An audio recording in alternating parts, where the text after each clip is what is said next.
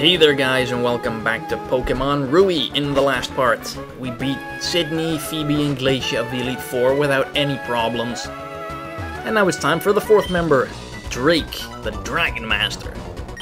He's also by far the hardest of the Elite Four, simply because he has Dragon types. And Dragon types are really freaking good. In fact, they're so good that they pretty much locked away access to the very best one in the game. It's not a legendary Pokemon until you get Waterfall. Anyway, Drake leads with Shelgon. Now, you will not have seen any Pokemon of that evolution line up until now, unless you've gone to Meteor Falls and ran into a Bagon there, which you actually have off screen while training there with Cacturne, because Cacturne didn't really do so well in Victory Road with all the Golbats and stuff. Turns out there's lots of Golbats in Meteor Falls too. Freaking Golbat, they're everywhere. So yeah, Shelgon. It's slow, its offenses are nah, but its defenses are pretty damn good. Luckily, special defense is not that great of it, so Ice Beam will whittle it down quickly enough. However, if you don't have anything with an Ice type attack, this guy will be a pain. Simply because Dragon has two weaknesses, Ice and Dragon.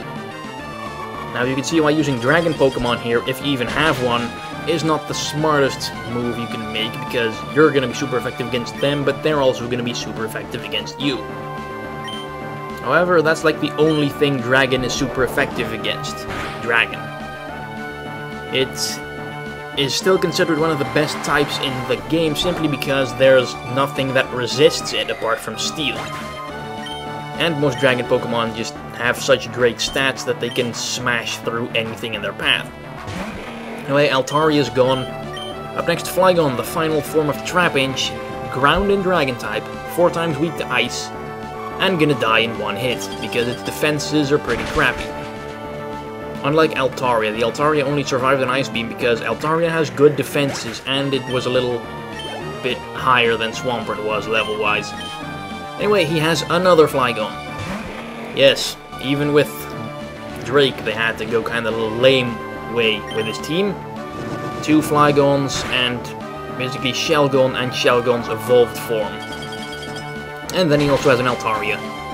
Luckily, it's kind of remedied in Emerald because they replaced one of his Flygons with a Kingdra, the final evolved form of Horsey, which is a Water and Dragon type and makes this fight even more difficult because Water and Dragon is only weak to Dragon, because the Water type is resistant to Ice, so Ice is neutral on Kingdra, and because the Dragon type resists Grass and Electric, the Water type's weaknesses are kinda ignored, turning them into neutral hits as well. Anyway, here's his final Pokemon, Salamence, the evolved form of Shelgon, and a Dragon Flying type. It also hits the hardest of basically any non-legendary Pokemon in this game apart from Slacking. Slacking's pretty much crippled by its ability. I was hoping to paralyze it here with Thunder Wave, but that didn't work, so Swellow, go in there and die while I heal up Swampert. Because Swampert's the only one I have that can get rid of this thing, because it's so fast and so strong that I don't think anyone else would really stand much of a chance. Cacturne gets killed by Flamethrower easily. Hariyama and Heracross won't like its fly attack, and I'm pretty sure Dragon Claw is gonna rip through Swellow like it's... Ooh, oh crap, the Sandstorm. Completely forgot about that, come on. Come on. Yes, he lives. Excellent. Oh, and he has a berry as well. Citrus Berry is gonna get him some HP back. Alright, I really need to heal up Swampert here because Swampert is my only chance. Now go ahead and kill off Swellow, please. Okay, he also has Crunch. So, Salamence's formals were Dragon Claw, Flamethrower, Crunch, and Fly. I know that from the previous 2 run-throughs I did. Alright, Swampert, Ice Beam. Now let's see how much that does.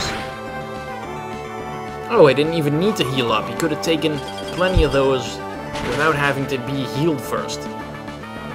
And Ice Beam will take him down, because like most of Drake's other Pokemon, Salamence is 4 times weak to it. Superb, it should be said. Or simple use of type matchups. For coming this far as a trainer, you do know that you need a virtuous heart. Right.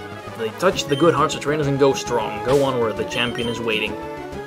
Well, he'll have to wait a little bit longer because I need to patch up my team before fighting him.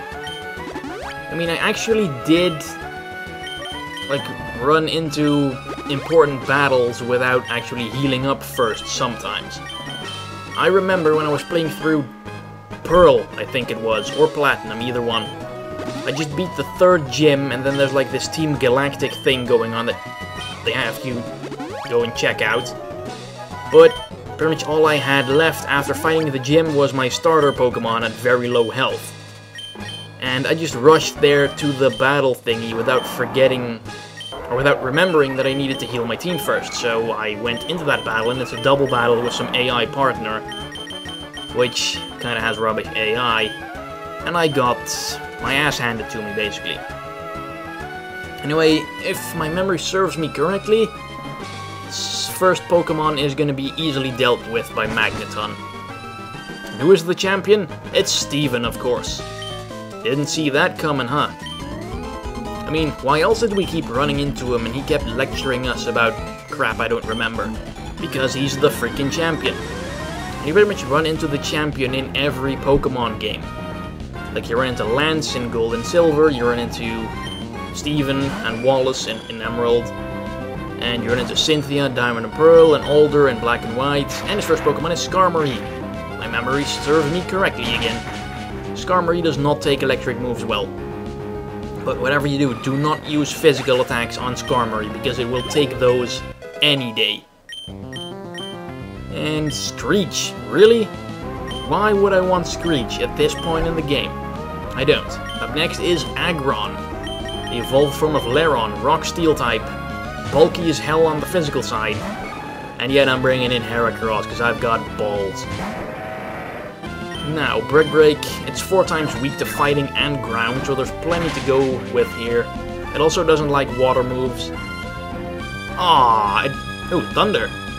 Okay, you might want to watch out with your water Pokemon here, but this is why I thought it Focus Punch. Just in case this would happen. He heals up, so I can pull off a safe Focus Punch without being interrupted, and I just completely obliterate what's in Heracross's way. Because if a Brick Break almost managed to knock it out, then a Focus Punch will destroy it, because Focus Punch is twice as strong as Brick Break. Up next is Armaldo. Now, Armaldo is not a Steel type. It's a Rock and Bug type, and it's actually the evolved form of one of the fossils you can get in the desert. Which I think I got, but I never bothered to resurrect it. Maybe something else for the post-game stuff? Yeah. So Armaldo, Rock and Bug. Now, flying might be a good idea here, but it's not because Rock resists it, so you're not going to hit it super effectively. Also, it's pretty bulky. I had no clue why I went with Swallow here. I don't know what I was hoping it to pull off. Maybe I was just hoping it'd make a decent last stand in this LP, so it won't be remembered as a failure. Sadly, that's all Swallow will be remembered for now, failing time and time again to KO what others can KO pretty easily, like Swampert. So down goes Armaldo. Up next, Credilli, the other fossil fully evolved. It's a Rock and Grass type.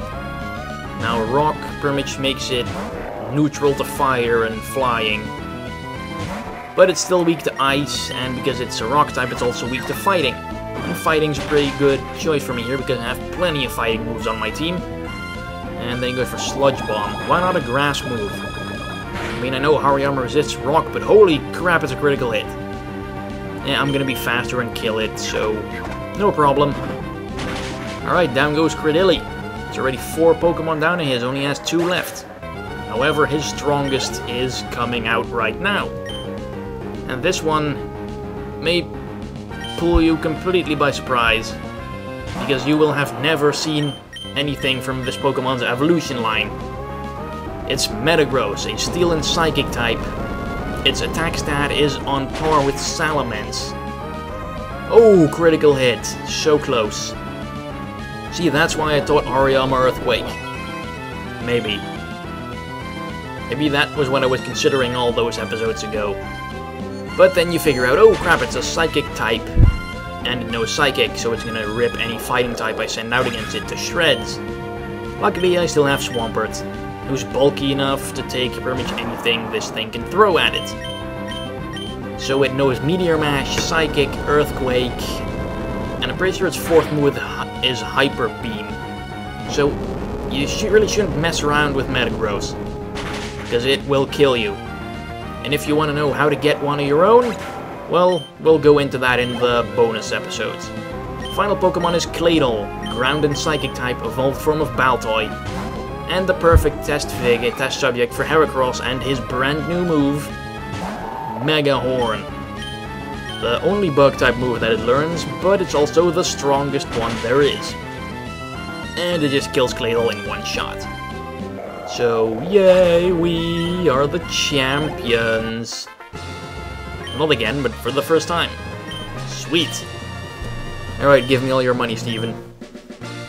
Congratulations, the feelings you have for your Pokemon. Whoa, whoa, whoa, whoa, I don't roll that way, man. I'm no furry. That shit creeps me the fuck out. They came together as one. Ew. Unless you're able to grasp victory today. Ew. Oh, look, it's May. What the hell are you doing here? Your advice was a little late, May. I already won. Huh? What? Isn't that the catchphrase of Kyle's mom in South Park? Pretty sure it is. Anyway, Professor Birch also shows up. We haven't seen him in ages. Thought perhaps you had a chance. How about giving me a little credit here, asshole? Ah, yes. What became of your Pokedex? Oh, crap. Now we're gonna get it. 35 Pokemon. Here comes the blame. Oh, screw you, Birch. I don't need to catch Pokemon. I'm the champion. Up yours. Do your own research. Lazy bum. May, you're not allowed to go with us. You're not a champion. Groan. Yeah, get mad about it. QQ, bitch. Alright. We are champions now, and only champions can go in the Hall of Fame, which is frickin' empty. Looks like a frickin' giant jail cell. With pretty cool TV in it, though. Alright, store my Pokemon in this machine for all eternity. And let their legendary tales be told. For many eons to come. Alright, the Hall of Fame. And Magneton is in it. And Hariyama. And Swellow, even though he doesn't deserve it. And Swampert. And Cacturne, and last but not least, Heracross. Maybe I should Photoshop in Dustox somewhere, because he did kind of contribute in the beginning. Before he got shafted and Heracross kind of replaced him. Still have no regrets. 29 hours. I wonder how many of those were me grinding in Victory Road to get everyone leveled up for this. Anyway, the credits have you riding your bike back home to tell your mom that you're the champion, I'm guessing. Tetsuya Watanabe. Why do all those Japanese people have such weird names? And here's a little roll call of Pokemon that you've caught over the course of the game. So for me it's going to be a pretty short roll call because you only caught like 35 or so. Here there's Zigzagoon and Kecleon and Cascoon and Relicanth and Gloom and Heracross and Oddish and Wailmer. Yeah, I wonder what happens if you like caught hardly any Pokemon at all. Does it just loop or does it just end prematurely? That's what she said. Also it looks like we're riding in front of an ocean of blood. Are we in hell? Sweet. And there's a Groudon and Bagon. Yes, I caught a Bagon off screen. Swampert, Doduo, Dodrio, Electrode, Wailord, Magnemite, Dustox, Dustox, Tailo, and Phanpy, and Natu, and Makuhita, Cacnea, Magneton, and Mudkip. Oh, Jigglypuff. Oh, you've seen Jigglypuff already. It was the first one, so I'm guessing it does loop if you don't have enough Pokemon to fill the entire thing with. Yeah, I didn't go on a catching spree, I know.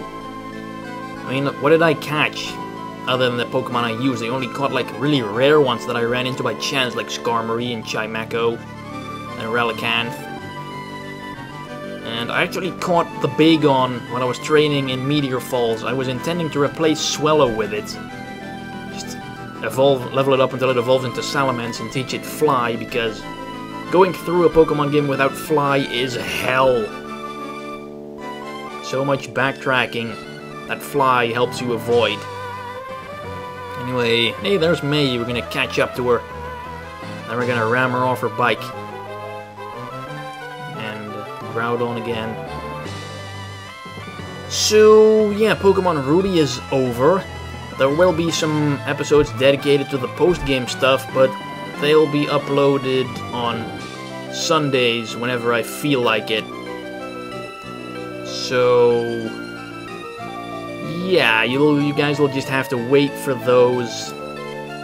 What am I going to do after this? Well, first of all, I'm going to finish up Mario Galaxy and Ben 10. And then I'm going to be doing LPs like Chugga Conroy and Prince Boots 21 do it. But I won't have huge gaps in between, unlike Chugga Conroy, because I'm not a lazy bastard. So I hope you enjoyed my Pokemon Ruby adventure. Thanks for watching, hope you enjoyed it, and bye-bye.